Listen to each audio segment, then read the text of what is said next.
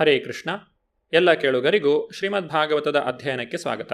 ಪ್ರಹ್ಲಾದ ಮಹಾರಾಜನ ಬೋಧನೆಗಳ ಕುರಿತಾಗಿ ನಾವು ತಿಳಿದುಕೊಳ್ಳುತ್ತಿದ್ದೇವೆ. ಭಗವಂತನ ಭಕ್ತನಾದವನು ಸ್ವರ್ಗದಲ್ಲೇ ಇರಲಿ ನರಕದಲ್ಲೇ ಇರಲಿ ಯಾವಾಗಲೂ ಸಂತೋಷದಿಂದಲೇ ಇರುತ್ತಾನೆ. ಏಕೆಂದರೆ ಭಗವಂತನ ಭಕ್ತನು ಎಲ್ಲಿರುತ್ತಾನೋ ಅದೇ ಆಧ್ಯಾತ್ಮಿಕ ಜಗತ್ತು. ಶ್ರೀಕೃಷ್ಣನು ಸದಾಕಾಲ ಆತನ ಜೊತೆಯಲ್ಲೇ ಇರುತ್ತಾನೆ. ಭಕ್ತನ ಬದುಕಿನ ರಹಸ್ಯವನ್ನು ಕರ್ಮಿಗಳಾಗಲಿ ಜ್ಞಾನಿಗಳಾಗಲಿ ಅರ್ಥ ಮಾಡಿಕೊಳ್ಳಲು ಸಾಧ್ಯವಿಲ್ಲ. ಭಗವದ್ಭಕ್ತನಾದವನು ಅತ್ಯಂತ ಜನನಿಬಿಡ ಪ್ರದೇಶದಲ್ಲೇ ಭಕ್ತಿ ಸಾಧನೆಯನ್ನು ಮಾಡುತ್ತಾನೆ. ಅಲ್ಲಿ ಆತನು ಕೃಷ್ಣ ಪ್ರಜ್ಞೆಯನ್ನು ಬೋಧಿಸಲು ಬಯಸುತ್ತಾನೆ. ಕೃಷ್ಣ ಪ್ರಜ್ಞಾ ಆಂದೋಲನವು ಪ್ರಾರಂಭವಾದದ್ದೇ ಈ ಉದ್ದೇಶದಿಂದ. ಜನರಿಗೆ ಕೃಷ್ಣ ಪ್ರಜ್ಞಾಯುತರಾಗುವಂತೆ ತಿಳುವಳಿಕೆ ಕೊಡುವುದರಲ್ಲಿ ಭಕ್ತನಿಗೆ ಕಾಳಜಿ ಇದೆ. ಜನರಿಗೆ ಸಂತೋಷವನ್ನು ಪಡೆಯಲು ಇರುವ ಮಾರ್ಗ ಅದೊಂದೇ. ಪ್ರಹ್ಲಾದ ಮಹಾರಾಜನು ಸ್ಪಷ್ಟವಾಗಿ ಹೇಳುತ್ತಾನೆ, ನಾಣ್ಯಂ ತ್ವದಸ್ಯ ಶರಣಂ ಭ್ರಮತೋನು ಪಶ್ಯೆ. ಕೃಷ್ಣ ಪ್ರಜ್ಞೆ ಇಲ್ಲದೆ ನಿನ್ನ ದಿವ್ಯ ಚರಣಕಮಲಗಳಲ್ಲಿ ಆಶ್ರಯವನ್ನು ಪಡೆಯದೆ ಸಂತೋಷವಾಗಿರಲು ಸಾಧ್ಯವಿಲ್ಲ. ವ್ಯಕ್ತಿಯು ಜನ್ಮ ಜನ್ಮಾಂತರಗಳಲ್ಲಿ ಜಗತ್ತಿನಲ್ಲೆಲ್ಲ ಅಲೆದಾಡುತ್ತಾನೆ. ಆದರೆ ಭಕ್ತನೊಬ್ಬನ ಅಥವಾ ಶ್ರೀ ಚೈತನ್ಯ ಮಹಾಪ್ರಭುಗಳ ದಾಸನೊಬ್ಬನ ಕೃಪೆ ದೊರೆತು ಅವನಿಗೆ ಕೃಷ್ಣ ಪ್ರಜ್ಞೆಯ ಸೂಚನೆಯು ದೊರಕುತ್ತದೆ. ಆಗ ಅವನು ಈ ಜಗತ್ತಿನಲ್ಲಿ ಸಂತೋಷವನ್ನು ಪಡೆಯುವುದು ಮಾತ್ರವಲ್ಲದೆ ಮರಳಿ ಭಗವದ್ಧಾಮಕ್ಕೆ ಹಿಂದಿರುಗುತ್ತಾನೆ. ಅದೇ ಬದುಕಿನ ನಿಜವಾದ ಲಕ್ಷ್ಯ. ಕೃಷ್ಣ ಪ್ರಜ್ಞಾ ಆಂದೋಲನದ ಸದಸ್ಯರು ಹಿಮಾಲಯ ಪರ್ವತಕ್ಕೋ ಕಾಡಿಗೋ ಹೋಗಿ ತಪಸ್ಸು ಮಾಡುವುದರಲ್ಲಿ ಆಸಕ್ತಿ ತೋರಿಸುವುದಿಲ್ಲ. ಅದು ಕೇವಲ ತಪಸ್ಸಿನ ಮೆರೆತವಾಗುತ್ತದೆ ಅಷ್ಟೇ. ಕೃಷ್ಣ ಪ್ರಜ್ಞಾ ಪಂಥದ ಪ್ರತಿಯೊಬ್ಬ ಸದಸ್ಯನು ಮನೆಯಿಂದ ಮನೆಗೆ ಹೋಗಿ ಭಗವದ್ಗೀತಾ ಯಥಾರೂಪದ ಬೋಧನೆಗಳನ್ನು ಕುರಿತು, ಶ್ರೀ ಚೈತನ್ಯ ಮಹಾಪ್ರಭುಗಳ ಉಪದೇಶಗಳನ್ನು ಕುರಿತು ಜನರಿಗೆ ತಿಳುವಳಿಕೆಯನ್ನು ಕೊಟ್ಟು ಅವರನ್ನು ಒಲಿಸುವುದರಲ್ಲಿ ಆಸಕ್ತನಾಗಿರುತ್ತಾನೆ. ಅದೇ ಹರೇ ಕೃಷ್ಣ ಆಂದೋಲನದ ಉದ್ದೇಶ. ಕೃಷ್ಣ ಪ್ರಜ್ಞಾ ಆಂದೋಲನದ ಸದಸ್ಯರು ಕೃಷ್ಣನಿಲ್ಲದೆ ವ್ಯಕ್ತಿಯು ಸಂತೋಷವಾಗಿರಲು ಸಾಧ್ಯವೇ ಇಲ್ಲ ಎಂಬುದನ್ನು ಅರ್ಥ ಮಾಡಿಕೊಂಡಿರಬೇಕು. ಮೋಕ್ಷದ ದಾರಿಯಲ್ಲಿ 10 ವಿಧಿಗಳಿವೆ. ಮೌನವಾಗಿರುವುದು, ವ್ರತಗಳನ್ನಾಚರಿಸುವುದು, ವೈದಿಕ ಜ್ಞಾನವನ್ನು ಸಂಗ್ರಹಿಸುವುದು, ತಪಸ್ಸು ಮಾಡುವುದು, ವೇದಶಾಸ್ತ್ರಾಧ್ಯಯನ, ವರ್ಣಾಶ್ರಮ ಧರ್ಮ ನಿಯಮಗಳನ್ನು ಪಾಲಿಸುವುದು, ಶಾಸ್ತ್ರಗಳನ್ನು ವ್ಯಾಖ್ಯಾನಿಸುವುದು, ಏಕಾಂತವಾದ ಸ್ಥಳದಲ್ಲಿ ಇರುವುದು, ಮೌನವಾಗಿ ಮಂತ್ರಗಳನ್ನು ಜಪಿಸುವುದು ಮತ್ತು ಸಮಾಧಿ ಸ್ಥಿತಿಯಲ್ಲಿರುವುದು. ಮೋಕ್ಷ ಮಾರ್ಗದ ಈ ಬೇರೆ ಬೇರೆ ವಿಧಿಗಳು ಸಾಮಾನ್ಯವಾಗಿ ತಮ್ಮ ಇಂದ್ರಿಯಗಳನ್ನು ಜಯಿಸದೇ ಇರುವವರಿಗೆ ವೃತ್ತಿಧರ್ಮವೂ ಜೀವನೋಪಾಯವೂ ಆಗಿರುತ್ತವೆ. ಅಂತಹ ವ್ಯಕ್ತಿಗಳು ಡಾಂಭಿಕರಾಗಿರುತ್ತಾದ್ದರಿಂದ ಈ ವಿಧಿಗಳು ಯಶಸ್ವಿಯಾಗವು. ಶ್ರೀಮದ್ ಭಾಗವತದಲ್ಲೇ ತಿಳಿಸಿರುವಂತೆ, ಕೇಚಿತ್ ಕೇವಲಯಾ ಭಕ್ತ್ಯ ವಾಸುದೇವ ಪರಾಯಣ ಅಘಂ ಧುನ್ವಂತಿ ಕಾತ್ಸೇನ ನೀಹಾರಮಿವ ಭಾಸ್ಕರಃ.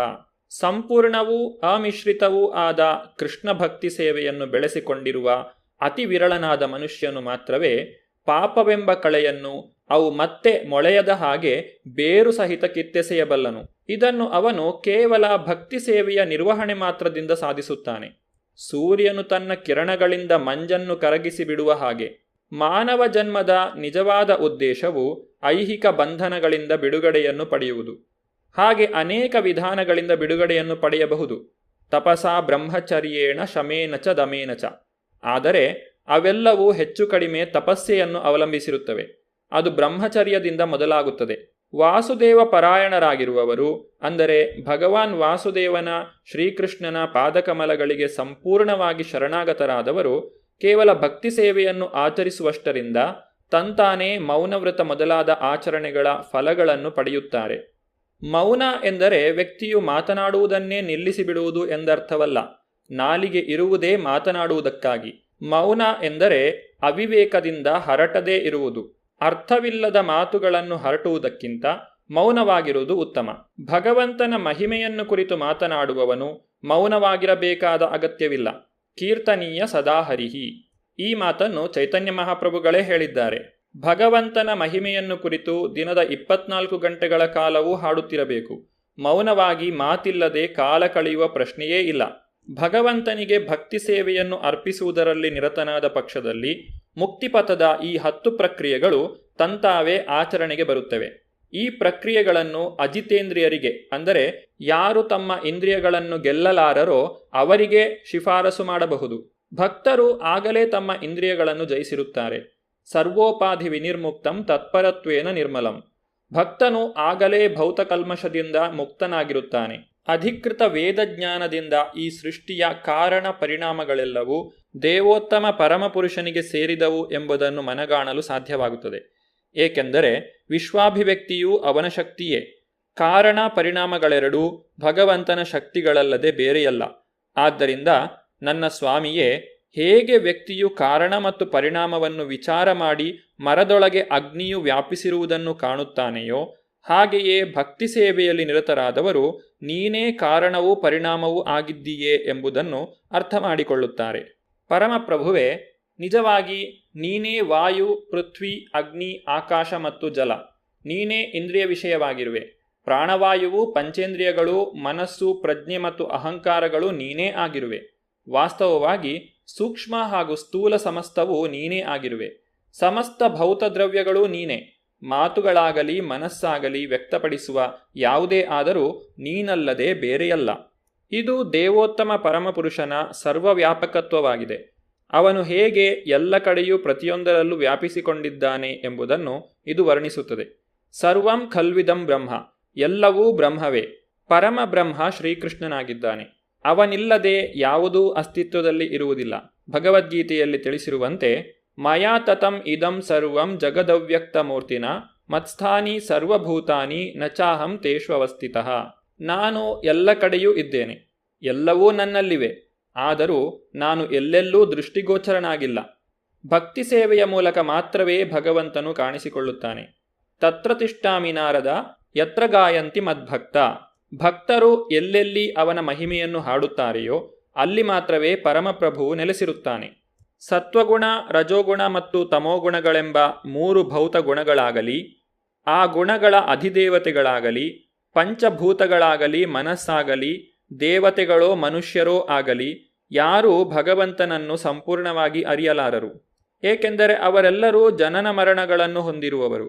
ಇದನ್ನು ವಿಚಾರ ಮಾಡಿಯೇ ಆಧ್ಯಾತ್ಮಿಕವಾಗಿ ಮುಂದುವರಿದಿರುವವರು ಭಕ್ತಿ ಸೇವೆಯನ್ನು ಕೈಗೊಳ್ಳುತ್ತಾರೆ.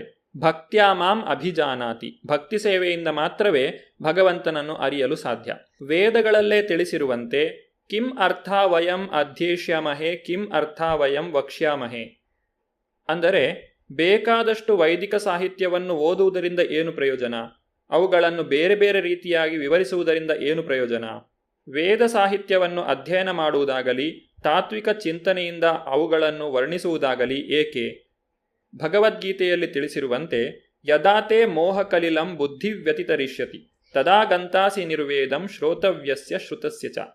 ಭಕ್ತಿ ಸೇವೆಯನ್ನು ಆಚರಿಸುವ ಮೂಲಕ ದೇವೋತ್ತಮ ಪರಮಪುರುಷನನ್ನು ಅರಿತಾಗ ಅಲ್ಲಿಂದ ಮುಂದಕ್ಕೆ ಅವನು ವೇದಾಧ್ಯಯನವನ್ನೂ ತೊರೆಯುತ್ತಾನೆ.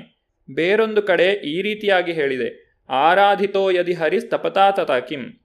ದೇವೋತ್ತಮ ಪರಮಪುರುಷನನ್ನು ಸಾಕ್ಷಾತ್ಕರಿಸಿಕೊಂಡು ಅವನ ಭಕ್ತಿ ಸೇವೆಯಲ್ಲಿ ನಿರತನಾಗುವುದಾದರೆ ಅವನಿಗೆ ಮುಂದೆ ಉತ್ಕಟವಾದ ತಪಸ್ಸಾಗಲಿ ವ್ರತ ನಿಯಮಗಳಾಗಲಿ ಅಗತ್ಯವಾಗುವುದಿಲ್ಲ.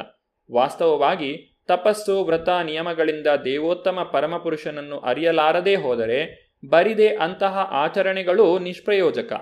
ಆದ್ದರಿಂದ ದೇವೋತ್ತಮ ಪರಮಪುರುಷನೇ, ಸ್ತುತ್ಯರಲ್ಲಿ ಅತ್ಯುತ್ತಮನೇ, ನಿನಗೆ ಭಕ್ತಿಪೂರ್ವಕ ನಮಸ್ಕಾರಗಳು.